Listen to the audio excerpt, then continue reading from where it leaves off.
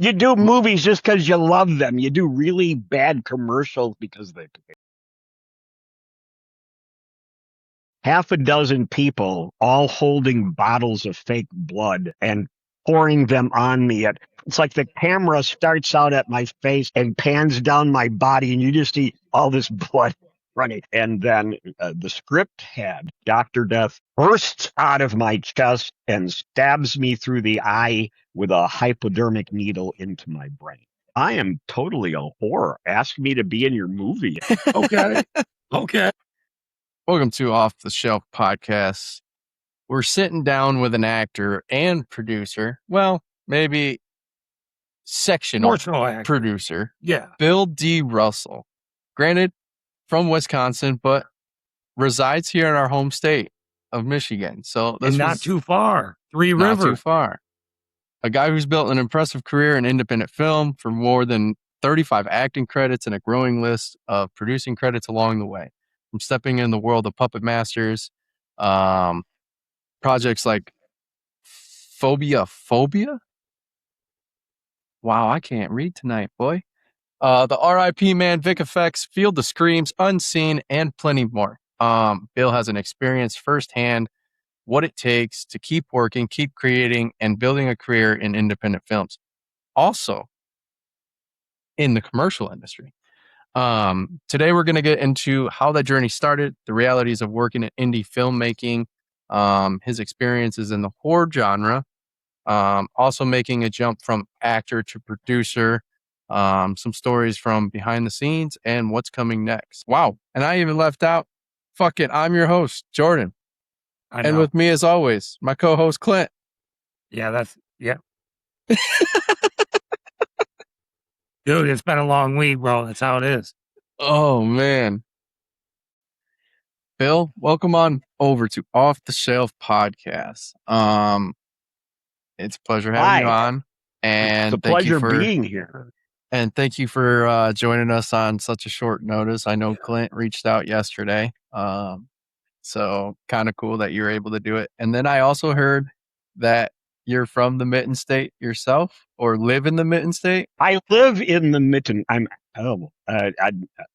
may create some enemies here. I grew up in Wisconsin, of all places. You ain't gonna create an enemy with me, at least.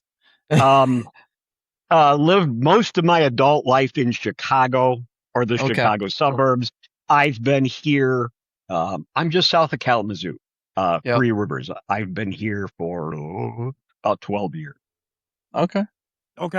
It was cool hearing that. It's kind of nice for me as an actor because I'm not that far away from both Chicago and Detroit. So I have agent representation in both markets. And actually, also in Grand Rapids, there's a lot of commercials that are shot in Grand Rapids. Yeah. Okay. Yeah, you're 80% of which I believe are for Meyer. Oh, yeah, that doesn't surprise me. I've done so many projects for Meyer. Things no one will ever see, like in-store videos for Right. Really? Yeah, you're kind of like in the center. That's where the big money is. You do movies just because you love them. You do really bad commercials because they pay well. Okay. Seriously. All right. That's wild. So, I mean, I believe it, especially Meyer. I mean, 100%.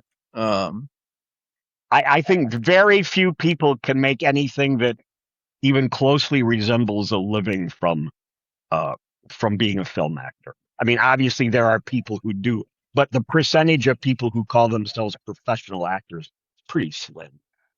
Okay. Right. So before movies and all the credits and everything that you're doing now, before all the glamour and glitter. Yeah. Who is Bill Russell and how did acting first enter your life? Wow. Good question. Yeah, we're going to launch you off with the hard stuff, man. Like a lot of people who go into comedy, which is basically what I did for many, many years. Not because I didn't like horror. I did. The opportunities weren't just there for me. I was as a kid growing up, I was kind of a misfit outcast kid. So you develop a sense of humor and kind of a, the class clown type thing. It's a defense mechanism. So I went that route, but never thinking, I mean, it never occurred to me to pursue acting. I grew up in rural Wisconsin, I'm surrounded by farmland. Actors were these people that like they might as well live on another planet or something. Right. No, nobody was saying you could do that, Bill. You could go to Hollywood and be an actor. Right. I feel like it was much harder back then too. Harder? Yeah, with Yeah. just like the transportation, the lack of communication like there is now, technology based. Yeah, and it's weird because it's like I'll look back on that period of time and think how did we get anything accomplished? How did we do Right. anything?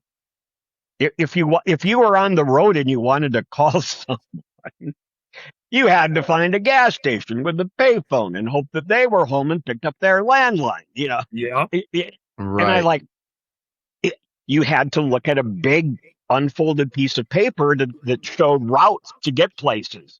You had to use a map. It's like, how did we know really where we were going? It Right. mystifies me. It's crazy how far it's gotten. Yeah. So do you remember the first time that you thought that you were like, hey, I could actually do this professionally? And that took a while, to be honest. When I first started performing improv, for several years, most of the people I knew who were professional actors or aspiring to be professional actors, were just self-absorbed. And I don't know. It was a turnoff to me. It's like, and again, okay, I started studying improvisation initially while I was studying screenwriting and directing at Columbia College in Chicago. I wanted to be involved in film, but not as an actor. That wasn't even on my radar. Okay. I was wanting to be a screenwriter, is what I wanted to do. And that was part of the reason finally a friend of mine convinced me to start taking classes uh, with Players Workshop of Second City, was realizing, well, that's another way of creating, if you're creating dialogue in your brain, it's not much different than if you're creating dialogue with another person. In fact, that's probably even better. So that was a lot of the reason I first started doing it. Again, wasn't my intention to become a performer. See, it really was. I was probably 31, 32 already when another friend of mine convinced me that I could make money doing commercials. Because I just had that look. Because when I was doing improv with Del Close and Improv Olympics in the mid '80s, it was like, to me, one, we kind of had this outlaw mentality, like Second City, man. We're the Improv Olympics. We're art. That we had sort of this, or at least I did. Because I remember, at the time I wore a full beard, and a fellow actor said to me, "Bill, you should shave because you would get so much more commercial work with your face if you were clean shaven." And I was like, "Commercial work? I'm not a sellout." Damn it! So I didn't even have headshots and printed resumes or agency Okay. representation at that time. It wasn't, again, until I was. It was like in the early. No, it was probably about 1989 when somebody convinced me. It's like, you probably could make some money. So I did. I went clean shaven, and for a while, yeah, I got a fair amount of commercial work. That's cool. That's impressive. Just what a little bit of cleaning the face up can do. Right. So And looking now at your you don't want to see me clean shaven now. It's not pretty. Oh That's man. not that's why the hair is here. It's not pretty underneath. Okay. Okay. So looking at your IMDb credits, they go back more Uh-oh. than a decade. What do you remember about yourself, like as And to those be first honest, time roles? they should go back farther than that. But a lot of the things I worked on, Did they not credit you for it? I did. I worked on episodes of America's Most Wanted and Really? unsolved mysteries. You know, because they do those recreations.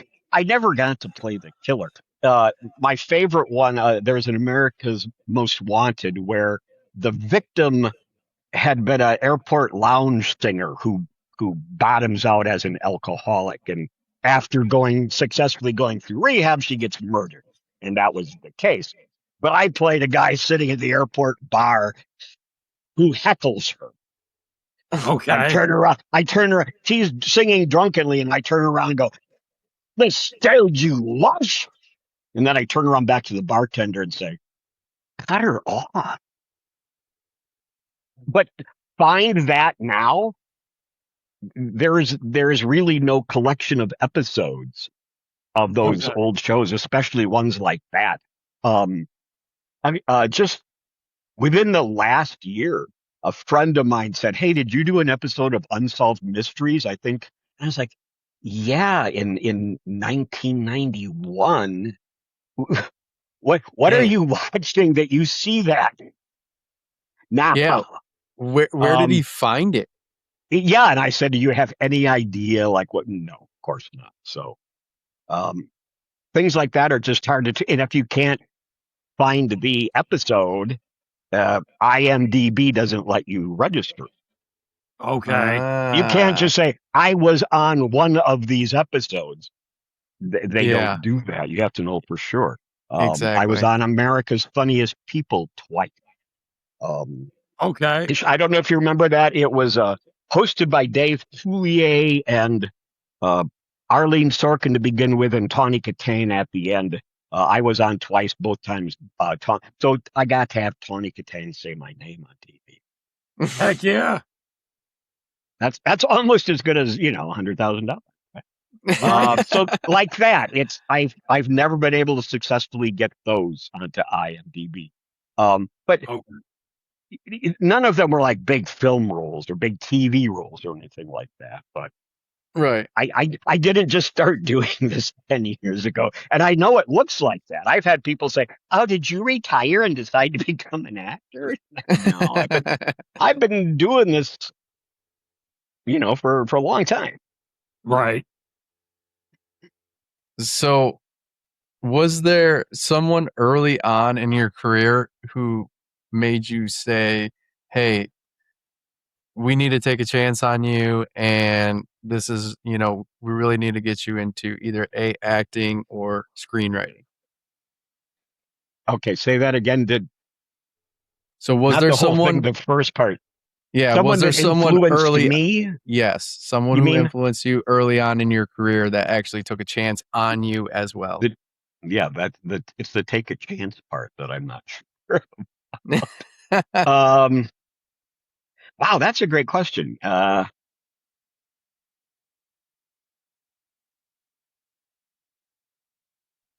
mean, there probably were occasions where I felt that way, but not to such a degree that I was like, "Oh, that person really went out on a limb for me." I can Okay. think of a lot of people who should have, and I've got a list of names. Oh man. Well, I mean, I'm down to hear it.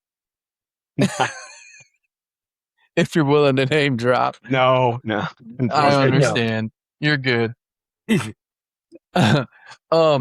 So looking at your filmography and all the roles that you play, you've played everything from like a police officer to detectives to villains to fathers, professors. What character do you enjoy the most? Don't leave out vampires. Okay, vampires as well. Vampires, alien supreme leader. Okay. All right. I'm just thinking of ones that I really enjoyed that aren't policeman doctor. Okay. So anything I didn't say, Anyway. what character type do you like playing? I don't know that there's any one specific.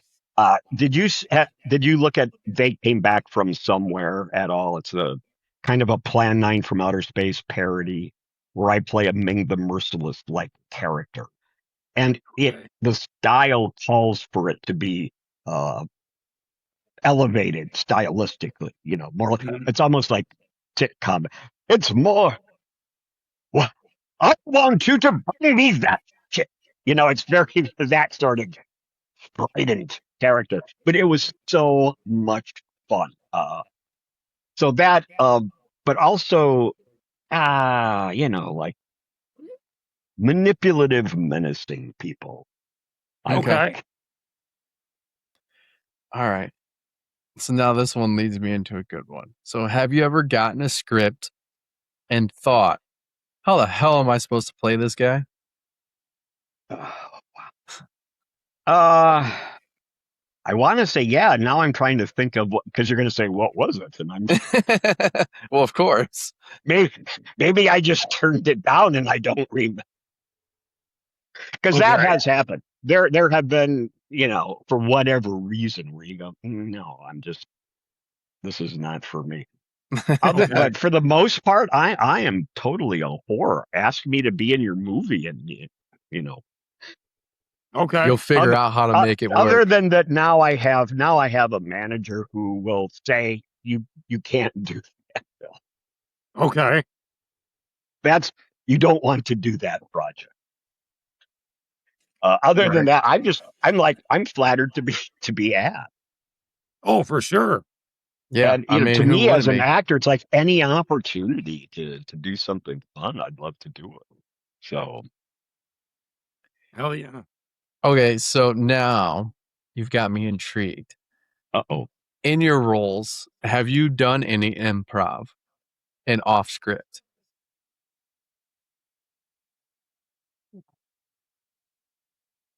Not to a great extent. Certainly not like a Christopher Guest Okay. movie or any directors that work with that kind of thing. Certainly there are probably small moments or whatever, or the director might say, as long as you kind of know the bullet points of this dialogue, you guys just be natural. Um, but that's not, I wouldn't call that a lot of improvisation. Uh, Yeah. And I feel like there's a but lot more directors since these we're days. since we're talking about it, I want to tell a story that I never get to talk about, and I think it's a really cool story. Let's Okay. hear it. Did you guys know who Del Close is?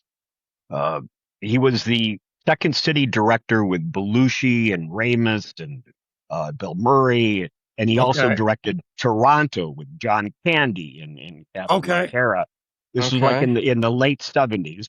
Uh, by the time I started studying improv, he was working with a organization called Improv Olympic. And the difference, but Second City does quick sketches, kind of like what whose line is it, that kind of thing. Yeah. Uh-huh. Yeah. We were doing long form, which is you get a suggestion from the audience, and you're basically trying to create a 45-minute one act play. And you're not trying to be funny. It will be funny because of the nature of improvisation. When discoveries are made between the actors on stage and the audience is part of that discovery, that's what people love about long form. It's not that it's inherently funny necessarily, Mm-hmm. but it is a way to take a concept and explore it in different ways that you can create an extended theatrical piece. Mm. So one day our producer, now the troupe I was on, one of my troupe members is Joel Murray.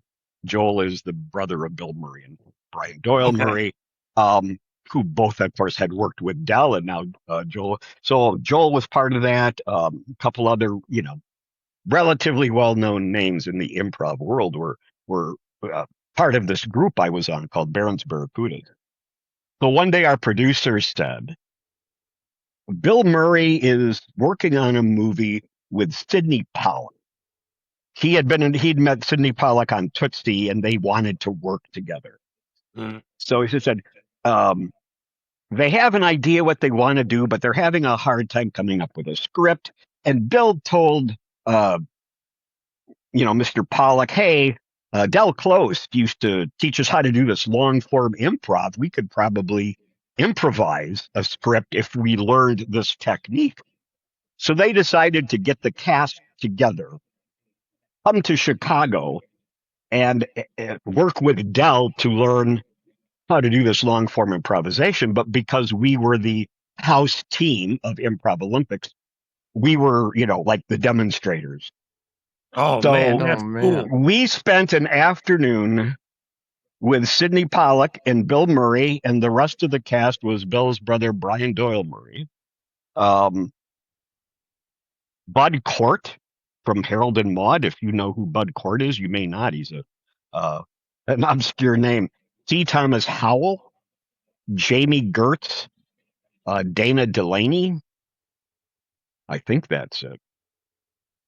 But at least at the time, this was the mid '80s. Most of those names were pretty. Jamie Right. Gertz was a huge star at the time. So we spent an afternoon on stage with these people, like basically showing them how to do this long form improv. And to jump ahead, the film never got made for whatever reason. It was kind of Bill's pet project, and my understanding is when they decided it wasn't going to work out, he took everyone to dinner and gave them like $15,000 checks or something. Cast members as That's a thank you. insane. But it was, and this wasn't open to the public. It was that cast of people and our improv troupe. So I got to do some scenes with Bill Murray, and I got to dance with Jamie Gertz. That's so cool. But it's, and it's like almost totally unknown.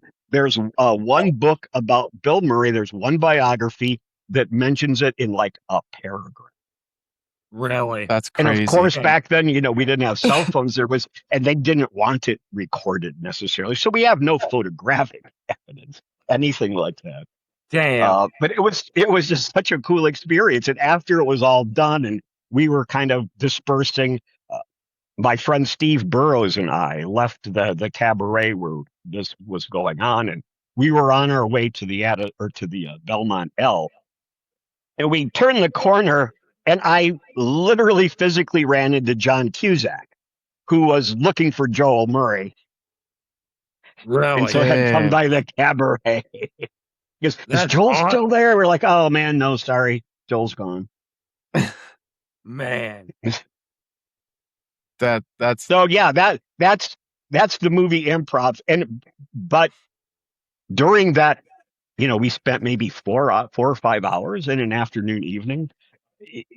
You could see that they could have done it, Right. You could tell right. it was clicking, and they were getting how to play off each other. The big thing for long form improv is you're not going for the joke. You're trying to build something. It's I'm going to put a piece here and you add a piece and somebody else will add a piece and we're going to build this thing. Okay. So it's about knowing how to advance or further the action. It's what gets dumbed down to yes and, if you've heard that expression relating to improv. It basically means you agree with what is happening and you do something that justifies it or adds to it in some way. right. Okay. So if you kind of get in the groove of doing that and you're working with the same group of people, so you develop a sense of how each other thinks. Yeah, you can really, we did some, 45-minute improv shows that where you get done and go, how did that happen? Because that's Right. what it happens. You cannot say, I'm going to go out there and do this. It won't work. It happens. It happens organically. And we would have Right. people come up to us after shows and like that was scripted. You did not just improvise that. They couldn't believe it wasn't scripted because to them it just had flowed. Right. It looked effortless. Right. Which, to be honest, you do it long enough, it almost is. Okay. You get into, I don't know if you're familiar with the state of flow, the psychological state of flow. It's like being in the zone. Right. You know, when a professional, like a professional basketball player, when everything is suddenly like slow motion and he's so focused on the basket, you know, that kind of thing. You sort of get into that mindset where everything is it's just happening. Right. Yeah, no, I mean that's Did a I crazy answer your story. question? Yes. Yes, and I feel like I've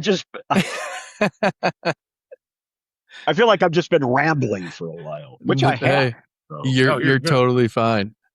Thank you for indulging me and letting me talk about that incident. Hey, no problem. It's a anytime. great story though, too, for Absolutely. It is a great story. sure. I mean, you can't.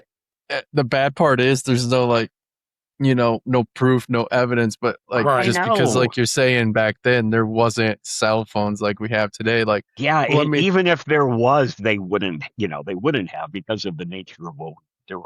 right. So spending a lot of time in the independent production world, what keeps you coming back to indie films versus doing commercials? Who offers me the opportunities? Quite honestly, it's not like I'm making a decision to do one or the other. Mm-hmm. I audition for commercials all the time. I got to do one when we're done here. I'm auditioning to be a poop butler. It's for a robot pooper scooper, and the character is going to be, you know, a very uppity British butler. Oh, Who will okay. pick up the poop? I'll pick up that poop for you, sir. Okay.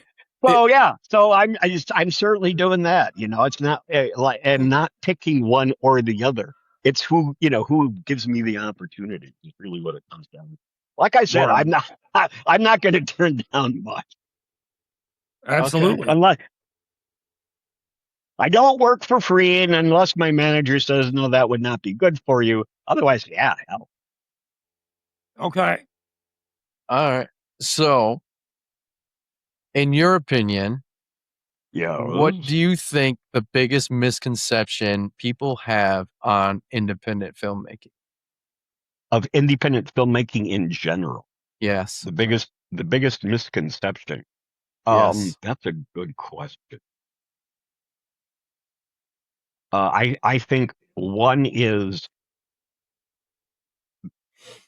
it doesn't really take much knowledge to make a good movie.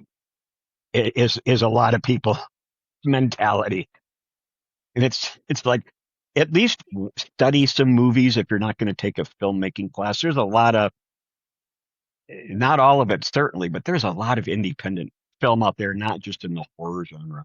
Although that's where so That's much where a lot of them independent are. film Yeah. is right now, where it's like, okay, we got blood and boobies, but you don't know how to create a story. You don't know how to light a scene, the audio, all of those things. It's like, it's not that hard. Right. And so that's a misconception on the point of filmmakers. As if you're talking about a misconception among the general public, maybe just the concept of funding. Not everybody understands. Well, I think, to be honest, if you're an independent filmmaker and you're trying to raise money to make your movie and you're not succeeding, there is probably a reason why. Right. Yeah. Sorry. I mean, But I'm trying to think of, I don't know. Do you have any misconceptions about the independent film world? I mean, we've had our fair share. We've had a few independent film guests on, and Yeah. like, it's definitely different. You know, it's not your Hollywood studio backed. Oh, You know, God, and yeah. you gotta have. I think the biggest misconception is like people gotta go into it kind of having like an open mind and like Oh, for sure. Mhm. get the grasp of the story and not be so judgmental like on, you know, how the actors are portrayed or how the filming is done. Like Yeah. these guys are Yeah. working on a budget for a reason. Like they're just doing Yeah, something they and enjoy. so much of independent film is really just people who are doing it because they love it. You know, Right. they know they're not going to make a lot of money. Right. Right. Be on a streaming platform so somebody can see the movie I made. Right. And So it's Tubi's a like, big one right now. Yeah, oh, it's huge. absolutely. To me, you know, it's like doing. I'm not going to be on Broadway's, but I like to act, so I'll be in a community theater project. Okay. It's not the big time, but the person is doing what they love. Right. Sure. It's easy to look down on it, but we shouldn't. And I think to a similar extent, it's the same with independent film. People are trying to do the best with what they have. Absolutely. All right. My last question before I kick it over to Clint. Before your manager here, now we're going to kick it back. Before your manager, when you were doing this, what was the biggest red flag that you would look for before agreeing to a production or a film?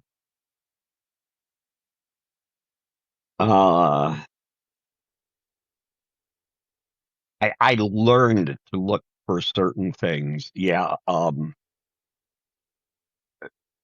Somebody who's just announced their film idea and they're starting a fundraising campaign and they go off overly ambitiously.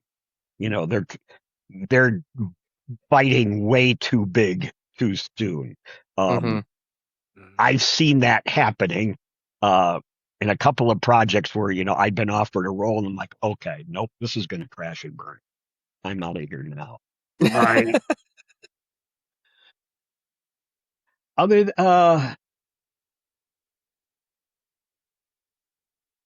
well, one of the things I do is if somebody reaches out to me that I don't know that person, or if I'm auditioning for something, is I check them out. I'll Google them. I'll look them up on IMDb. I want to know what's your track record, and if there is no track record, then be very cautious about what they're asking you or offering.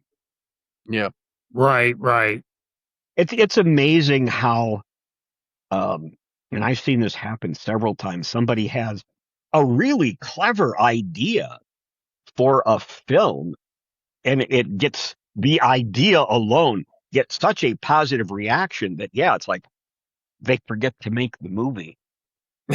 Yeah. They start acting like the movie's already made and been a big hit. Right. So Okay. So you found yourself involved with quite a few horror and darker genre projects. What were some of your horror movie influences growing up? you don't even. We only have a certain amount of time. I don't know. Because that was a big love for me as a kid. Uh, uh, like I said, I gravitated toward comedy, but I loved watching horror.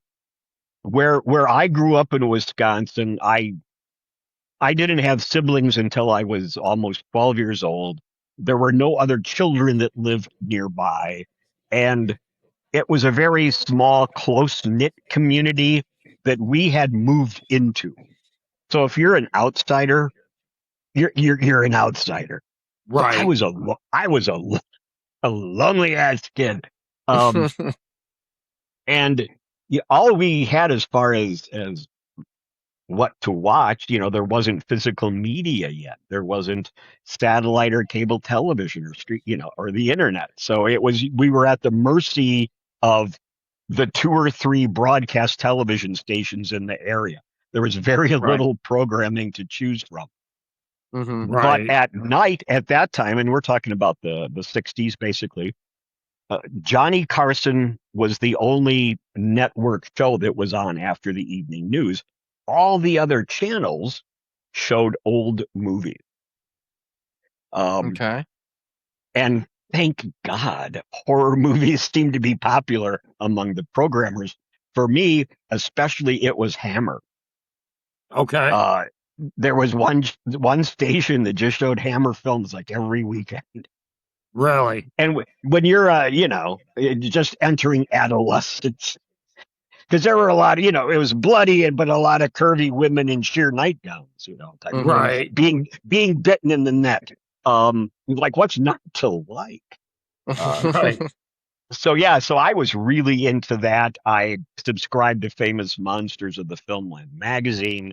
But I was again, and it was never something I thought that I could go into that genre of horror movies. Okay. But as a fan, I loved it. Yeah. Okay. So do you remember your first experience acting in horror? And if so, what was it like? The first thing I would say was, and again, for horror, we're jumping ahead uh, to when I finally started pursuing acting. Mm, Um, I did a film that was a graduate student project for a Columbia College film student called Johnny Verbeck's Machine, which is an old folk tale Okay. about uh, a butcher in a small town who is kidnapping the area dogs and grinding them up into his sausages, and the sausages are very popular until somebody figures out what he's up to, and by that point he may also be grinding up people. We don't. So right. this guy basically wrote a screenplay based on that, and I played that character. So you played the Okay. butcher? Yeah, yeah. In fact, I've got it. I've got a copy on VHS, and I've been looking for someone to digitize it for me. Especially, Oh, there's one scene. It's like I look back on it now where I kidnapped this young girl out of her yard, and I'm like, oh my god, it's like man. me too, me too. I was say, yeah, Yeah, you do that today, stop. you're in some Yeah, trouble. it's like oh my god. Oh, So what do you think the most uncomfortable or bizarre scene you've ever had to film is? Hmm. Uh, I worked on a film a year ago called "The Clown Dies at Midnight to Clown Harder," where Okay. I have an extremely bloody death scene that involved half a dozen people all holding bottles of fake blood and pouring them on me. It's like the camera starts out at my face and pans down my body, and you just see all this blood running. It starts out, they had a prosthetic made, like a fake, this thing that went on my neck that was flesh colored. But when Mhm. I tilted my head back, it would crack open and they had a tube running through it. So blood starts squirting out of my throat. Okay. Uh, that was just uncomfortable because, like I said, I was drenched Right. in fake blood. Um, gosh, right off the bat, I can't think of anything that was really uncomfortable. I'm sure Okay. there is something, and it's just not coming to me. Okay. So it But must not have been overly traumatic, or I would remember it. okay. right. So in anything that you've done, have any of the practical effects ever generally caught you off guard while filming? Great question, and no, not for me. But honestly, I haven't had that many scenes where there's scenes where the practical effects are happening. Um, like Vic effects. I don't know if you guys are familiar with that one at all.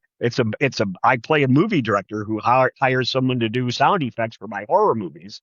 Um, and she creates evil with these sound effects, and the evil becomes part of her life. But none of what was for the movie because there were a lot of practical effects for that film, but nothing that I was in a scene for. Okay. There was supposed to be in the original script for Puppet Master Dr. Death, my character dies at the very beginning. Dr. Death torments me in a nightmare, and then the script had Dr. Death bursts out of my chest and stabs me through the eye with a hypodermic needle into my brain. When we Okay. actually shot it, they had decided not to do it as a practical effect.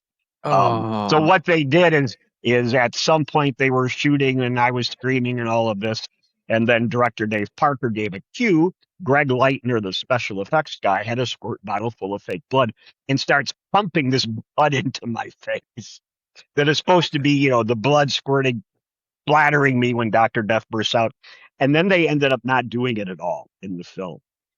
Okay. They had said, yeah, we were going to do a practical effect, but we're just going to add it in later. And then they didn't even do that. Damn. Okay. That sucks. Yeah. I know. That's awesome though. You brought up Puppet Master. That was like my next set of questions for you. So you played Max in Puppet Master, Dr. Death. How did you Yes, become Max involved Kuda. with that project? I answered a blind audition notice on a casting platform. Really?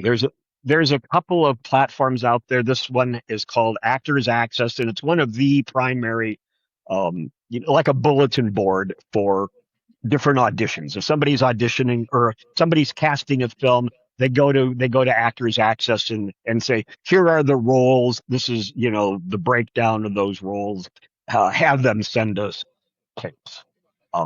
So it actually, I had submitted to audition for Baby Oopsie, if you know the Baby Oopsie film, which are from Full Moon Features, a few months earlier and hadn't heard from anybody. So then I saw this one for Puppet Master Dr. Death, and when you submit for the role, you basically send them an electronic message saying, here's my headshot, here's my resume, here's my demo reel. If you think I'm right, then they will send you a script. Okay. So a lot of times you submit yourself for something and you never hear anything because they decide they don't want to see it. Okay. So they said, yeah, I got a message saying we want you to self-tape this one character for a scene. So I did that. Then I got an email from the casting director saying the director would like to do a callback with you on Zoom, but we want you to read for this other character. There's like 3 old men who die in the film, and I auditioned for all 3 of them eventually. So then the second one that I did on Zoom with Dave Parker was for a different character. And then when I got the offer, the year hired, it was like, well, it's for this character. But the good news is it's you're in the very beginning of the movie. Okay.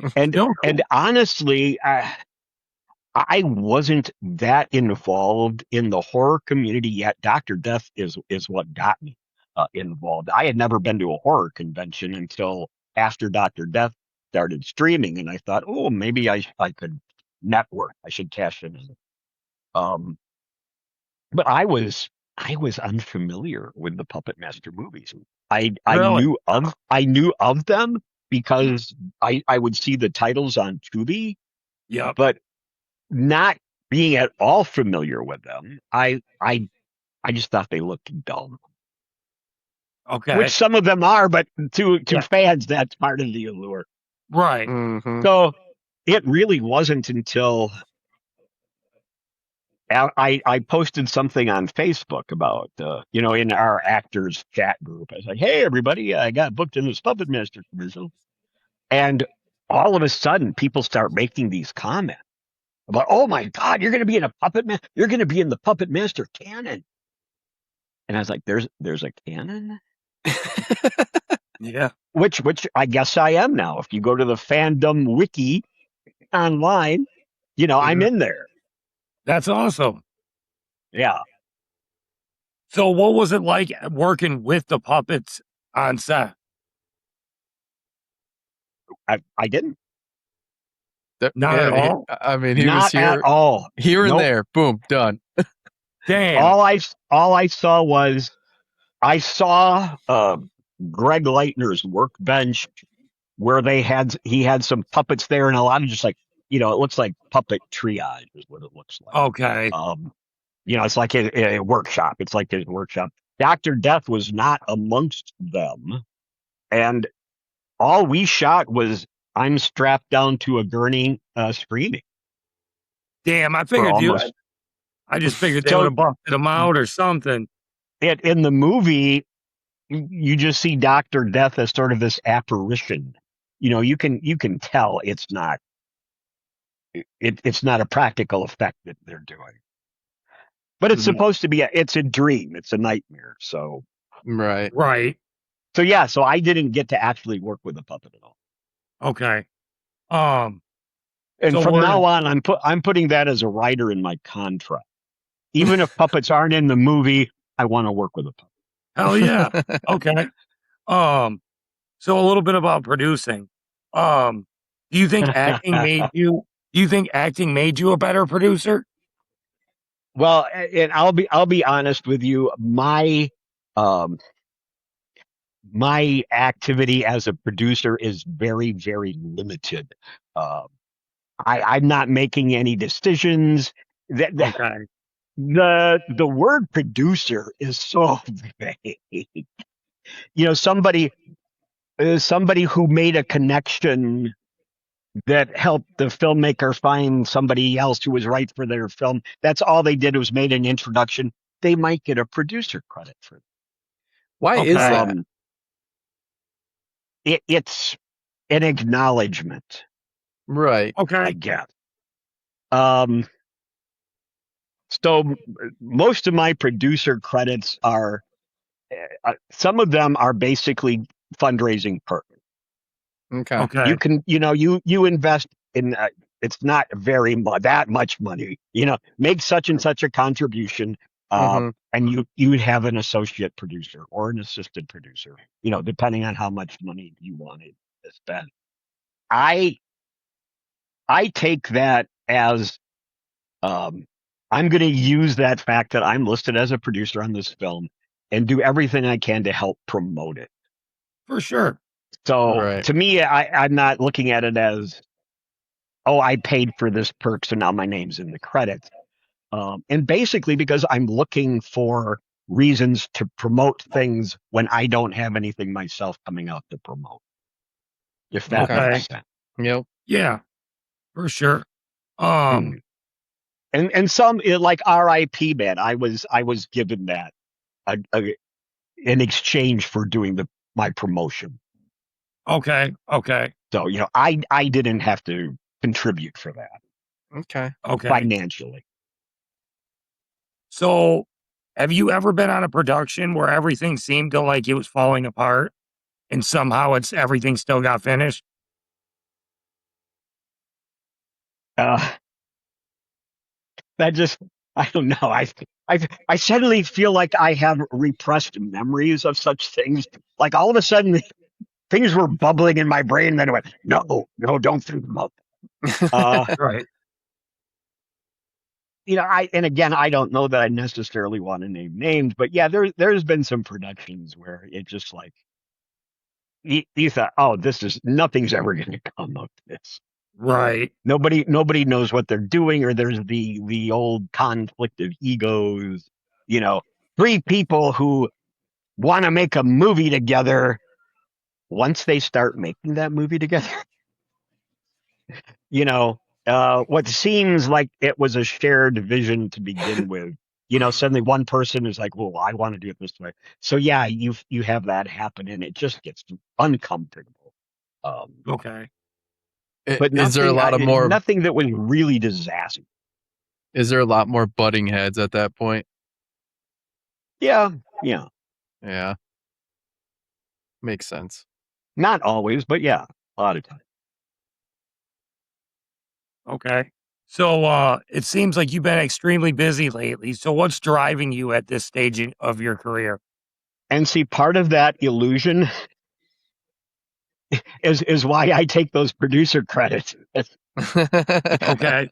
I promote that stuff and people just think, oh, wow, you're involved. You've got a lot going. And that is honestly why I got, why I started doing that is just, if I can have my name attached to some projects I'm not necessarily in, but I think they're good projects, Mhm. I'm all good with that. What For was the sure. question again? Seriously. What's driving you at this stage Before of I, your career? what's driving me? Yes. Oh, At the- because I'm very busy. Yes. I have one that's extremely morbid. Uh, when you see how long it takes a film project sometimes from filming to when it finally is done. Mhm. Puppet Master, they're cranking those out. We shot that in July and it was screening by Halloween. Okay. I worked on other projects. Okay. Right after I filmed Dr. Death, I shot a short film called Soul Sucker that is to be part of an anthology series called Six Pack of Terror. It still hasn't been released. Oh, okay. So that's been 4 years. Wow. And I That's keep hearing, crazy. well, we think we have all of it ready now. I keep hearing updates. It's not like it just went away, but it takes a while. And Right. I just have to be realistic. I'm getting up there in years. Uh, I want to do a lot of fun projects and be able to see that Right. while I still can. And just to do, I'm starting to get bigger and better opportunities, and I want to keep doing that. Hmm.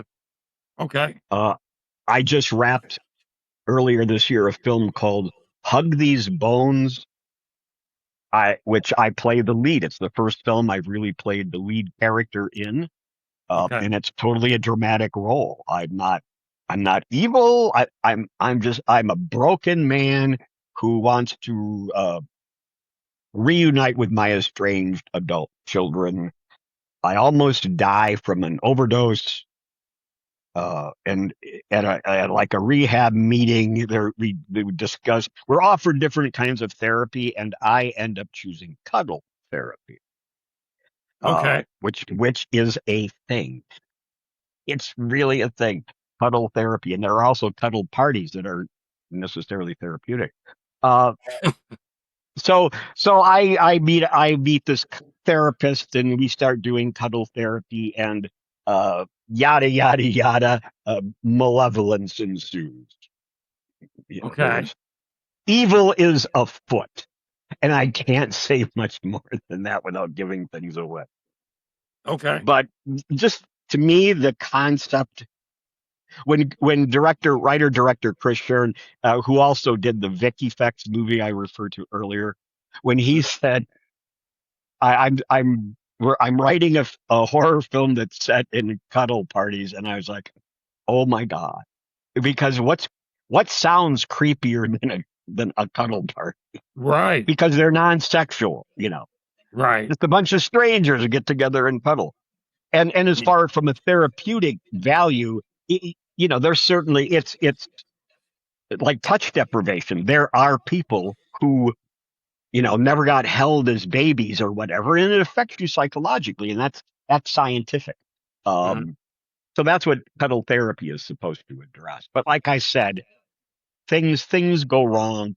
There's Okay. supernatural interventions of the evil sort. Okay. I'll have to check that out. Yeah. And then my last one for you before I kick it back to Jordan. Is there any upcoming projects that you're involved with that you think people should specifically keep their eye out on? Something upcoming. Yeah. Is that what you said? That people should keep their eye on? I'm trying to think. Oh, maybe Joker's Wild Lazarus Risen. How about that? Uh, Oh yes. it's the sequel to Joker's Wild, which was a short. fan film. In other words, nobody's going to try to make any money out of this. We're just doing it because we love. Aaron Bennett uh, did a film adaptation of a DC comic storyline from, I believe, the late 1980s called "A Death in the Family." The Yeah. Joker kidnaps Robin and basically tortures. Mhm. So that's what happens in this movie. So it's very dark. It's very bleak. Mr. David Howard Thornton, known to many people as Art the Clown from Terrifier, plays the Joker. Playing a whole different clown. Yeah, and it's to see him do that and to hear him do that, because he doesn't talk. Yeah. Art the Clown is basically Harpo Marx as satanic. Yeah. I don't know if you're a Marx Brothers fan. Yeah. I am. That's another thing. I grew up on monster movies, but also Marx Brothers movies. And yeah, the very first time I saw him doing art, I was like, oh my God, he's totally doing Harpo Marx. The bicycle horn, all of it is Harpo. So he played the Joker. And yeah, so there's a sequel coming out. An actress by the name of Lauren Alenia is playing Harley Quinn. I'm trying to think. Joel LeBlanc played Robin in the first one, and he's back. And then there's a couple other characters that we aren't revealing yet.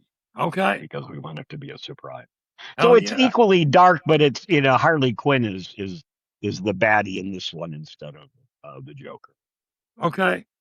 And here's an important tidbit. I have been cast as Alfred Pennyworth. Let's go. Heck yeah. So Good old Alfred. yeah. So yeah, I'm very, very excited about it. Very cool. And as far we're still in the process of raising the budget, so we're not sure yet when it will, but either by the end of the year or very early into the next year. Okay. Very cool though. Unless someone sees this and would like to give us a lot. Let's go. Then we could do it sooner. Yeah, We'll definitely tag the link. Send us the link. Right. We'll definitely put it in this episode. Yeah, we're stoked for that one. We've seen it on See, Kickstarter Joker's and Wild, stuff like that. Lazarus Risen, Kickstarter. Put that in your search bar, and it'll come up. Yeah, we watched the short film, the first one at work, on lunch the other day. Yeah. Oh, cool. Yeah. Yeah. So it's something. we're a bit excited for the second one, and we were trying to get As Lauren well on you too. should be. Yes. All right. And it's been interesting to me, some of the reaction I've gotten from people, the fact that I'm in the Puppet Master universe, and now I'm going to be in the DC comic universe. Oh yeah. What is the Venn diagram overlap of those two? Right. No doubt. I've had a lot of people who's like, oh my God, that's mind blowing. They don't say it like that, but. So in your career, how many times have you seriously considered walking away from a film? From a film?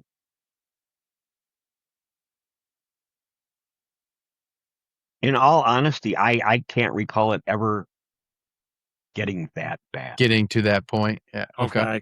Fair enough. There, back in the day when I was also doing a lot of theater, doing a lot of stage work, and not just improv, but regular theater. There were a couple that you get into rehearsals and you realize the director doesn't know what they're doing. Really. A lot of people think, I want to direct a play. I don't have to study directing. I don't ever have to have been in a play, So sometimes you run into people like that, and when you realize they don't know what they're doing, you walk away. But from a film project, as of yet, I've not been in one that's gone that badly. Okay. I'm sorry. That's not a very good story. You want me to make up a story? No, you're good. Look at that as a good thing, man. For real. Yeah, It's like 100%. he wanted to hear a story, and I don't have a story. Hey, I mean, the amount of years you got into this career, you never Hey, know. Man. what are you implying? I'm not implying anything. At this point, I don't know if you've had any rejections on a cast or anything like that. But if you have, what was the hardest rejection you've ever experienced? And rejection is an interesting word for actors because rarely Or are denied. How we about that? rejected because we just didn't get picked. Does that make sense?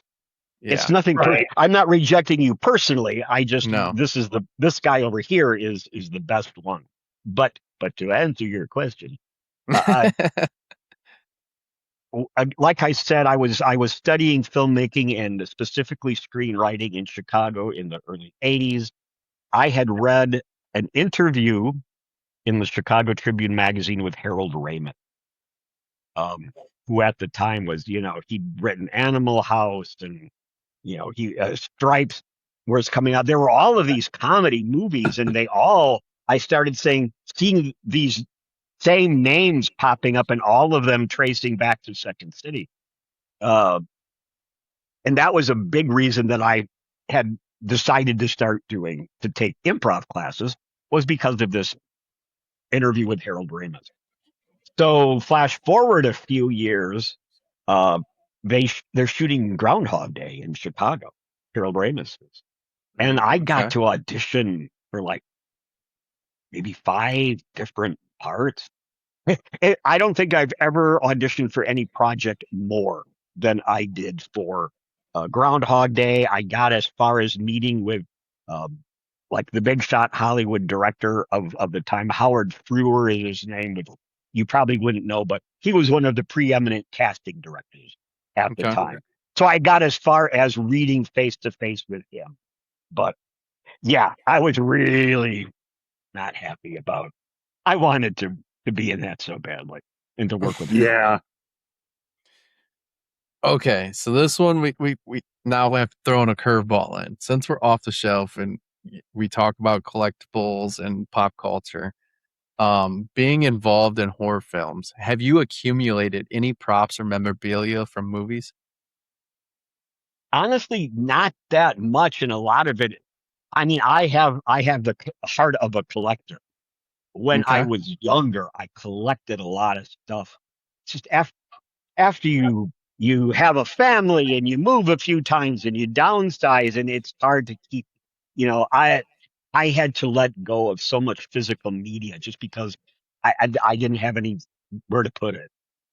Do you still collect? I had a huge DVD collection. I really don't now because it's like I said, I'm a completist. If I start collecting something, I want everything. I want all of it. Fair enough. So I just sort of let go with like, yeah. And I where I live now, I don't have a lot of space to display stuff. I've got a few things, but nothing great. Okay. I have I have a signed photograph of Billy Bob Briggs. Is it? No, Joe Bob Briggs. Joe Bob Briggs, yeah. Very cool. And and the story that goes with that is this movie that I referred to earlier, Vic Effect. Joe Bob did a trailer reaction video for us where he's watching the trailer and commenting on it, and you video recording it and use that for promotion. So he had done one for us, and I was watching, and he talks about, yeah, there's this going on, and Victoria does this, and then there's this guy, this Burl Ives looking dude who's whispering in her ear. And I was like, who in the movie? It looks like do you know who Burl Ives is? Do you guys? Yes, I've heard of it. He was like a jolly old mustache bearded guy that he was in the Rudolph movie. I think he was Santa Claus in the Rudolph cartoons in the 60s. You would know who he was if you saw him. I watched this video 3 or 4 times before it finally dawned on me he was talking about me. I was the Burl Ives lookalike. I went, oh my God, really? So a few months ago, he was doing an event nearby in in Muskegon.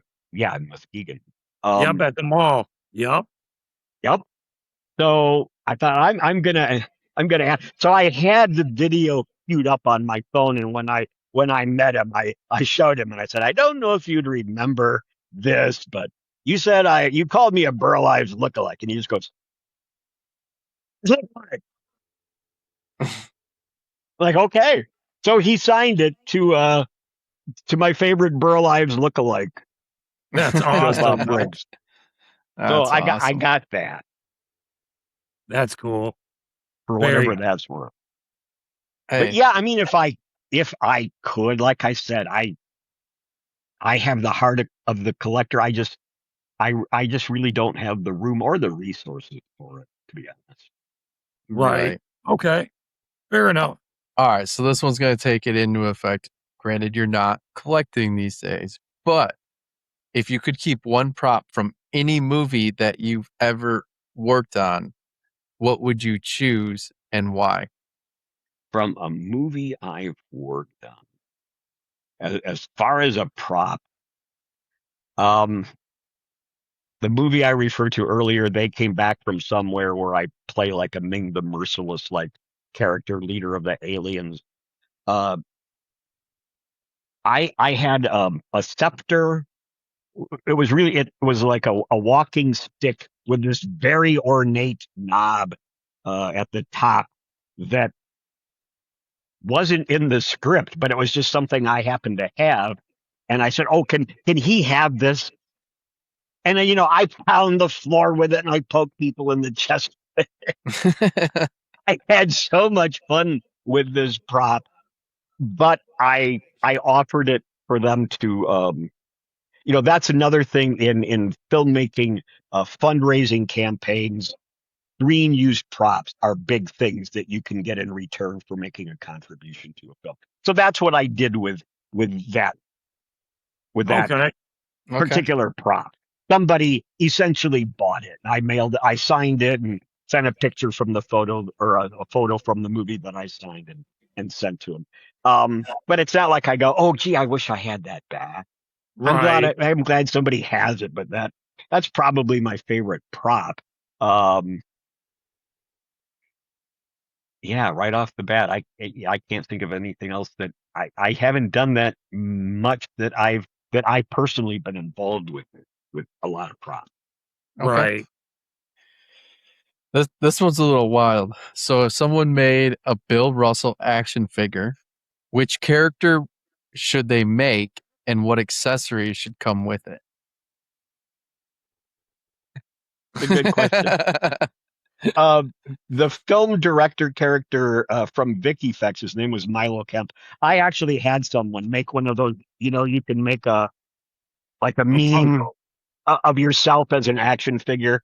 Yeah. Yeah. So there's a Milo Kemp action figure photo out there, and somebody did a similar thing for my Aliens Supreme Leader character as a Funko Pop. And I think that's the character I would most like to see be an action figure. And he would have the scepter, the staff, and a ray gun. I get to shoot someone with a ray gun and turn them into a skeleton. Okay. And then so I fire the ray gun, and we do the thing where the actor is standing there, and then they duck out of the frame, and we just stand there motionless, and they put a skeleton in her place, and then we Mhm. continue. So when you see it, it just looks like she suddenly turns into a skeleton. Okay. And they added the special effect, of the laser coming out of it. Oh, When okay. I'm done firing it, I still go, which of course there's no smoke to blow away from the laser. And to me, it's like the funniest thing. And I'm sure nobody else really notices or appreciates it. But like, oh my God, that's so funny. That's awesome. All right. And if you could be dropped into any existing horror franchise, which one are you choosing? Halloween comes to mind right off the bat because I've had people compare me to Donald Pleasance as Dr. Loomis Dr. Loomis, I could a see that. lot. And Yeah, I I've could had see it. I've had a few people who were, you know, bouncing around the idea of making Halloween related films that have approached me, but nothing that has ever actually happened. Um, but yeah, I wouldn't mind being in Halloween. Yeah. Otherwise, as far as a franchise, yeah. I'm fond of okay. Evil Dead. I love it. There it goes. Absolutely. Or anything with Sam Raimi. Oh my God, yeah. But Okay. especially Evil Dead. Oh, yeah. I don't know why that didn't just occur. I think because it seems like so unlikely. Right. It didn't pop into Hey. my head right away. Like, oh my God, yes, I would love to Yeah, be in an Evil Dead franchise. that would be cool too, for sure. All right. And then this is what we like to call Sam Raimi, if you're watching this, have your people call my people. Thank you. Absolutely. I know he's got more in plan. All right. He's the Energizer Bunny. Yeah. I'm telling you. Oh my God. So this next section is rapid fire. Whatever comes to your mind, answer the question. All right. Okay. All right. Favorite horror movie? Is this the lightning round? Lightning round before closing. Dracula Has Risen from the Grave, because that was the first one that just made a huge impression.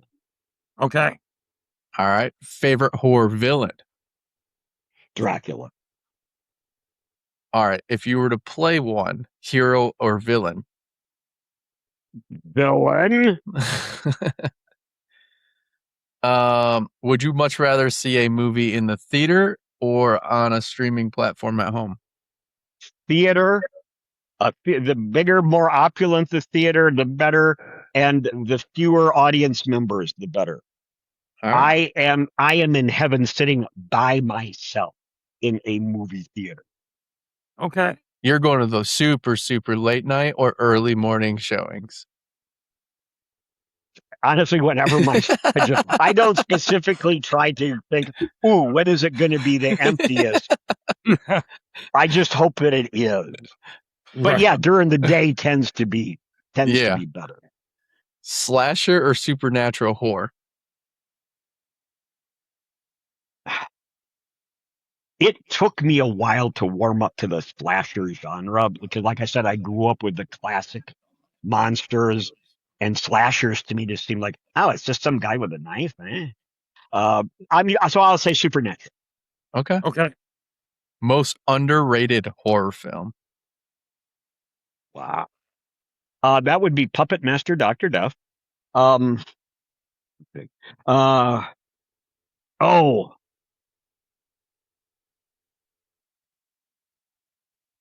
I can't think of the name of it right now. Yeah, do you know the name Finn Wolfhard? Does that mean anything to you? He's a director. He did something summer that I thought was just incredibly well done, but did not really land too well. Final Summer is another one that I think is very underrated. Okay. And any of the Addams Family films, they need to find, they've got a huge cult following. They're very well respected, but they don't have that big mainstream exposure yet. Yeah. Again, I don't know if you're familiar with their films. Where the Devil Roams is the one that I love the most. Mother of Flies was what came out recently. Okay. They're referred to as art house horror films. Okay. Okay. All right. Well, check it out. For sure. You should. Dream director to work with? Well, now that Harold Ramis is dead, Sam Raimi. I was going to say, I think that one's already been answered. Yeah. Dream actor to share a scene with?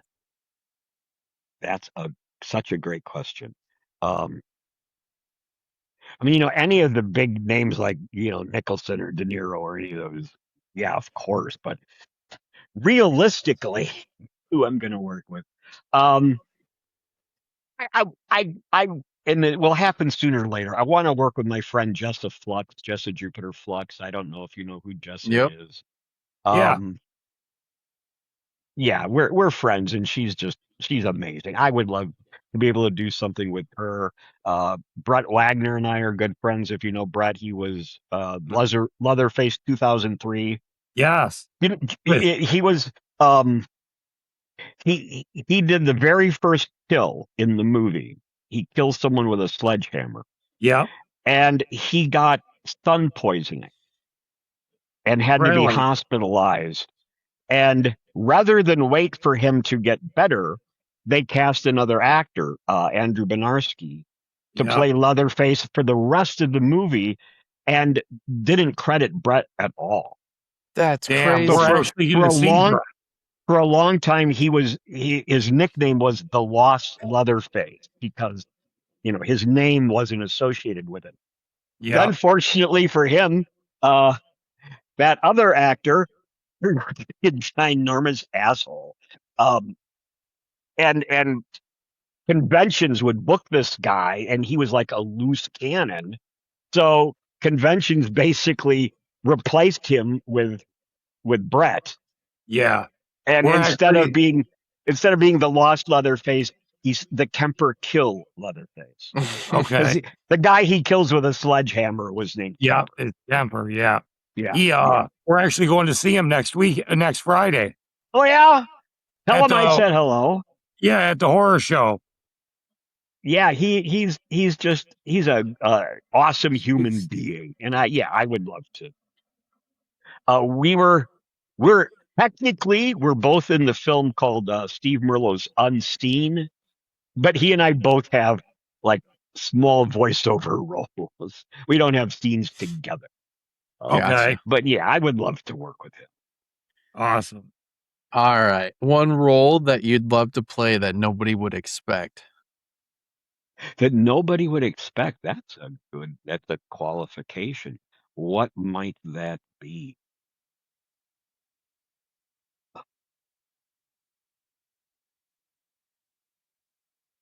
President of the United States. All right.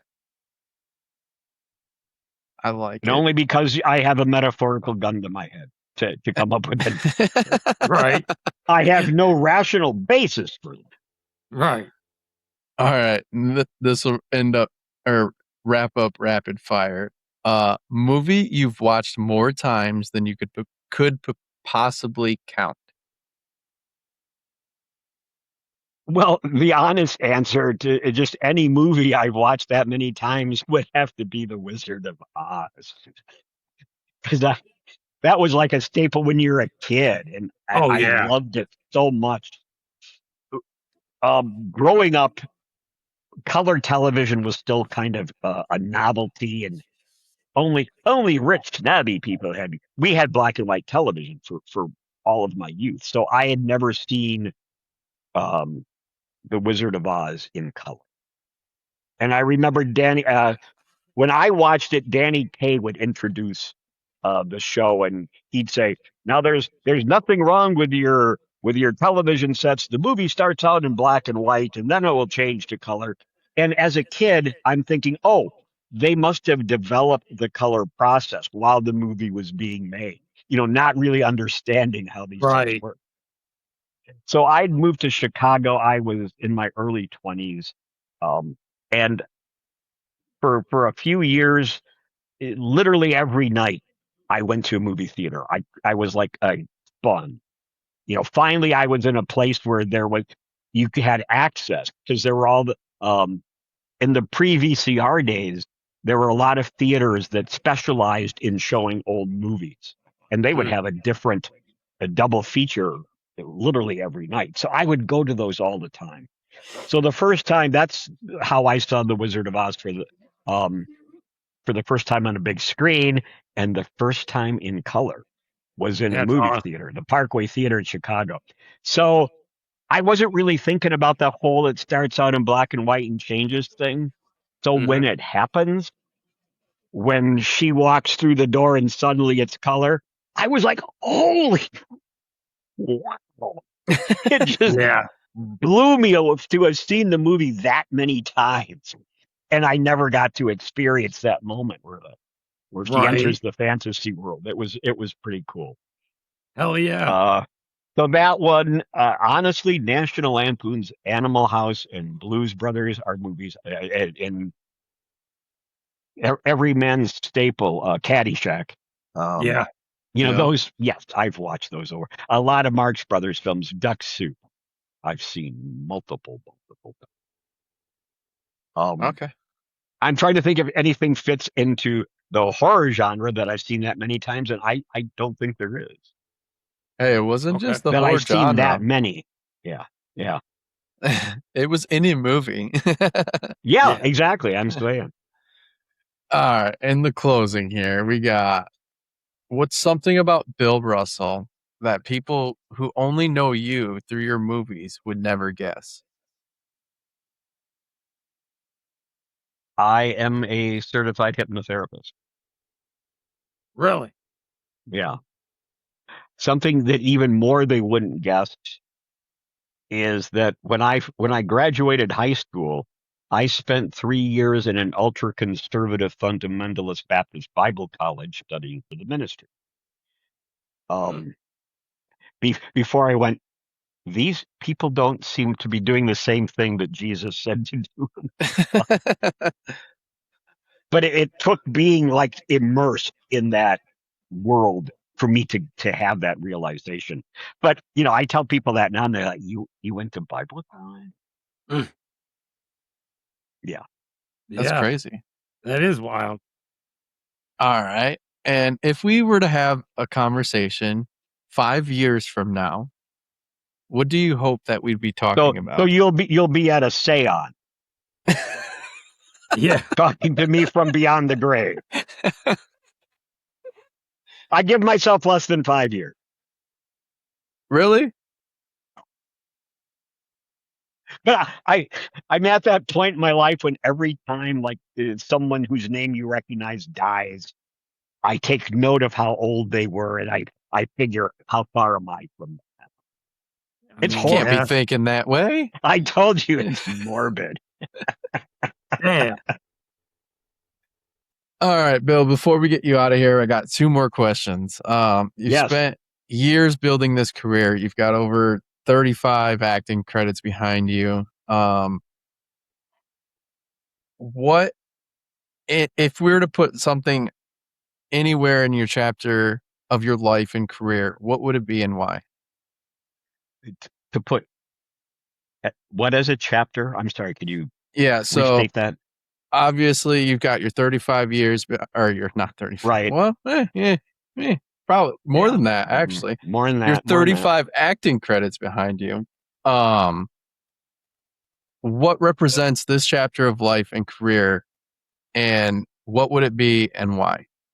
What represents this part of this chapter of Yes. my life? Yes. What Sorry. represents it? I'm all over the place today. No, that's all right. I'm trying to think. Do you mean like an image, an idea? Anything know. about your career, your image, your upcoming, anything, Bill Russell.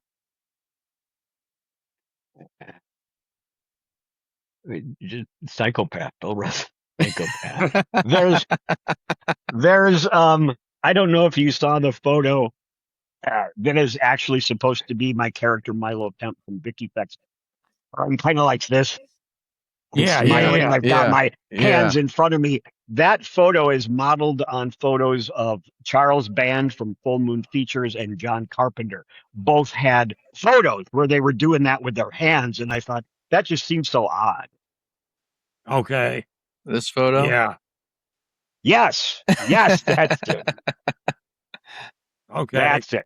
That to me, that's a representation of who I am now. Oh, I love it. All right. Before we wrap up, what's next for Bill Russell? What project should everybody be watching out for? where can people Well, follow you and support everything yeah. that you're working on? As I said, the Joker's Wild, the Lazarus Risen is the big thing right now. I have some other film roles coming up, but they're way far. Hug These Bones, the cuddle therapy horror film.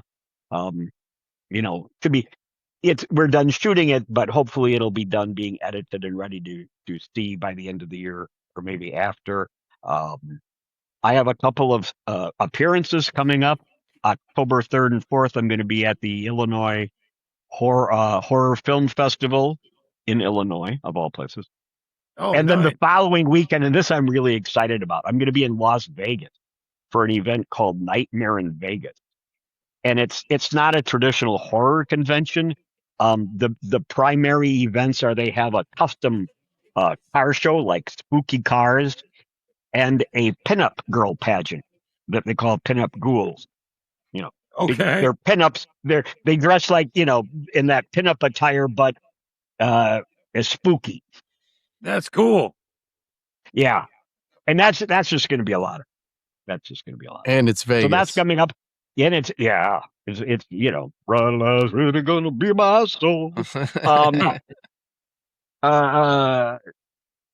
I'm Bill X Russell on Instagram. Or Russell CHT is my username on Facebook if people want to find me. Okay. Well, Bill, we appreciate you coming on and hanging out with us tonight. Yes, Oh my thank you. gosh, I was so much fun. We Yes, thank you thank for you, sharing the wild stories, obviously, and just hanging out for the night. Everybody, And thank you for giving me the opportunity. hey, no anytime, problem. I'm dude. gradually turning into the old man that sits out on the porch going, "Did I ever tell you the time about? There was this time that Sidney Pollock and Bill Murray and I." So They're all yes, thank good you for stories. allowing me to have that. Hey, no problem. Clint, you got anything else? That's it, man. All right, everybody watching or listening, make sure you support Bill. Check out his upcoming projects. Obviously, Joker's is going to be a big one. Joker's Wild one is going to be good. We can't wait for it here. We'll have his information down in the description below. While you're down there, if you enjoyed the conversation, know what you were reading. While you're down there, if you enjoyed the conversation, hit the subscribe button, leave us a comment. Let us know what Bill Russell projects you've seen and which one you're going to be checking out next. Hell yeah. So we'll catch you guys on the next one. And this has been Off the Shelf. See ya.